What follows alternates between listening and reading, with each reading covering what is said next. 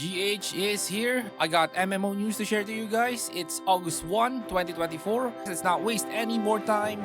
Let's do this. First off, we finally got the Mars action system in PSO2 NGS, and here it is.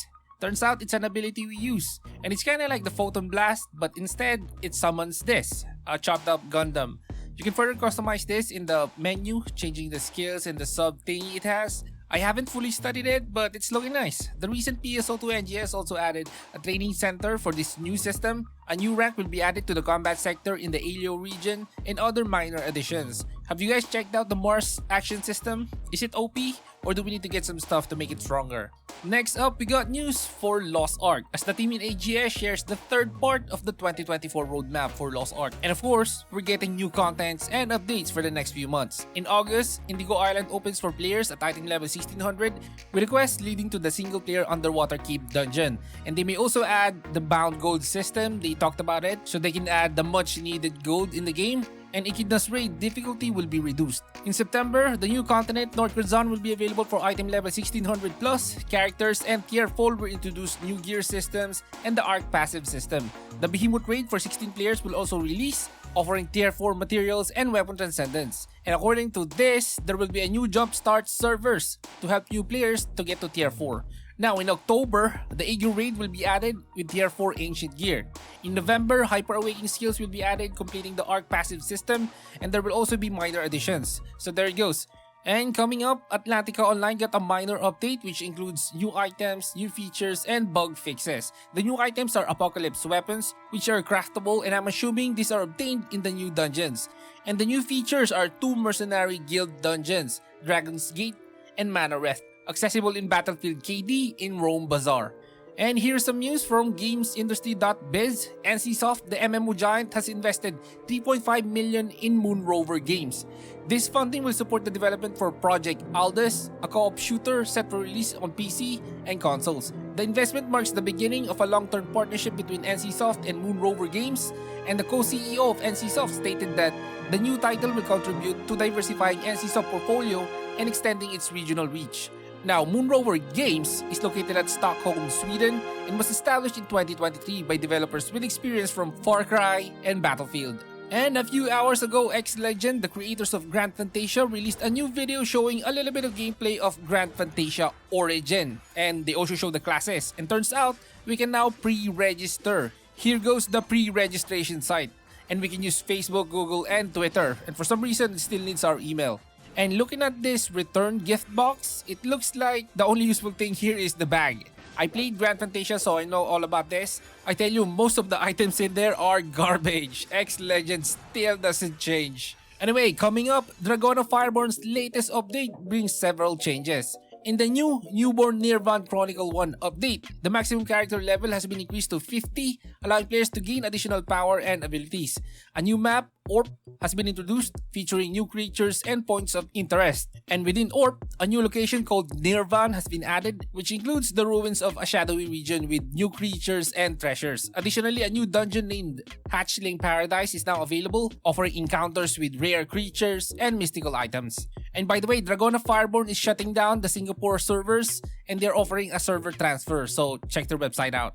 And if I'm correct, this is the first Descendant update, update 1.0.5, released on July 31, 2024. This update is available on Steam, Xbox Series X and S, Xbox One, PS4, and PlayStation 5. The update introduces Ultimate Valve with new modification modules. A new Descendant Luna has also been added. The update also includes a new Hard Void Intercept battle named Gluttony, and players can collect the Hungry Sonic external component set and the ultimate weapon Peacemaker blueprint from this battle. So yeah, the Peacemaker is also added. It's a new ultimate weapon that grants the single reload for Peace effect, allowing a quick burst of shot when fully stacked. There's also a new module, RK Concretion, if I'm reading that correctly, and it decreases some stat but increases others. Check out the full patch notes for more info. And in other news, Sword Art Online Integral Factor introduces the Squad Jam Insane Fiend event. This event marks the rebroadcast of Sword Art Online Alternative, Gun Gale Online's first season, and the announcement of its second season. The characters from that anime, Len and Pito Hui, are featured in this event. Players can earn rewards including the 4-star lens scale record, chat stamps with GGO characters, and various in-game items such as Arcana Gems, Awakening Stars, 20 Medals of Combat Arts, and 300 Memoria Niter S. Additionally, star fragments may drop on specific levels, and the event starts after the July 24 maintenance, with a high difficulty dungeon available following July 31 maintenance. And to participate, you need to complete the first floor main quest and speak to Pito Hui at the Teleport Gate Plaza to begin the scenario quest. Now, quick news for closers. The new character Yunria's pre-creation is now available, allowing players to create and name this character.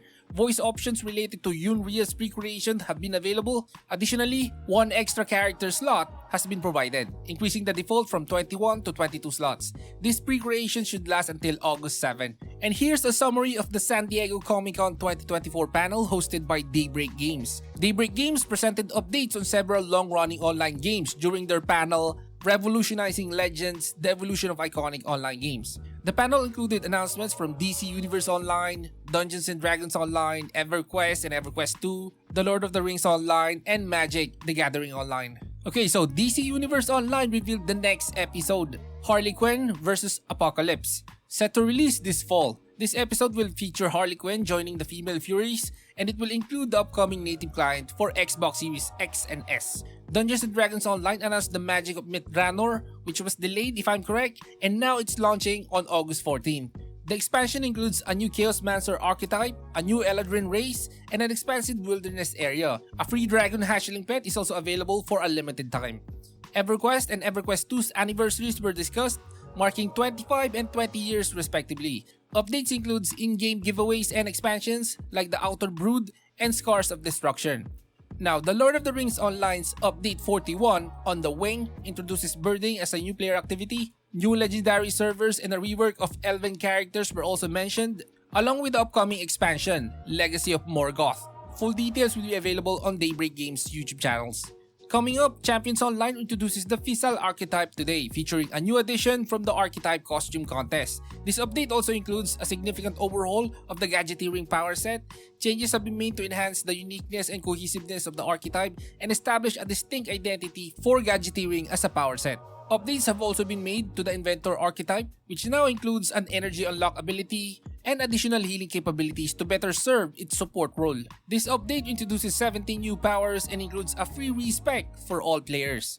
And here's the part where we check out what's trending regarding the word MMO worldwide. And here it is. As you see, the first is Idle MMO. And for some reason, a lot of people have searched this. And Idle MMO, if you're not aware, is an idle game which is mostly menus. This is probably being searched because there's a popular content creator playing this. Now, this Crimson Desert, if you guys don't remember, we first mentioned this 2 years ago.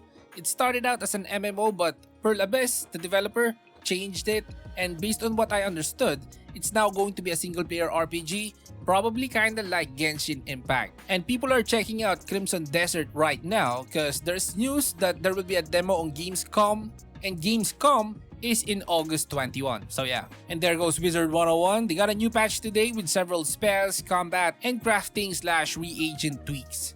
Just saying guys, Path of Exile Settlers of Kalgur is now out. You might want to check it out. The main content of this expansion is the Settlers League, as well as new addition and changes to the core game.